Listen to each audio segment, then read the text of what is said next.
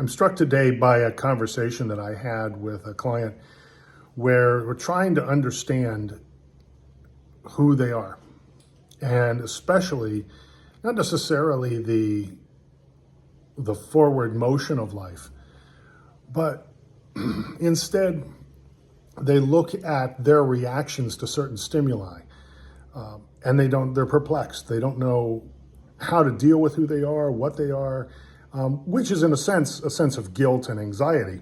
And it reminded me of I'll say a phrase that a religious scholar taught me years ago, and that is, be who you are. Now, the premise of be who you are is to accept yourself. Now, oftentimes we find ourselves in this position because something has gone sideways and we are not proud of it. We don't like it. We don't like what it does for us. We don't like ruminating on it. And it just keeps coming up and it's a problem.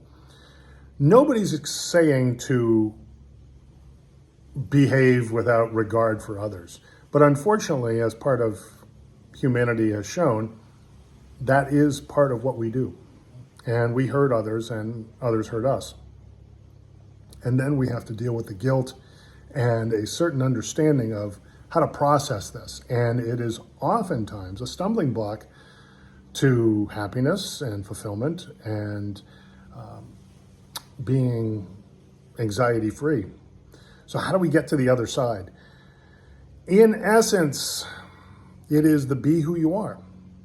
Accept that what you are doing, on the other side of this negative event, accept the behavior that is now in your lap as motivated by a benevolent force in your life.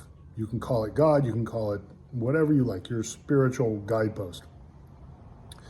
But assume that it's there for a reason, because oftentimes things come into our lives through methodologies that we do not understand in any way, shape, or form.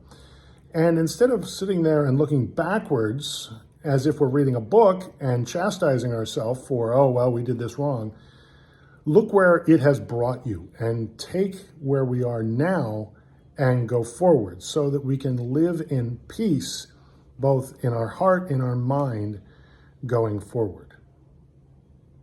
Hope that helps.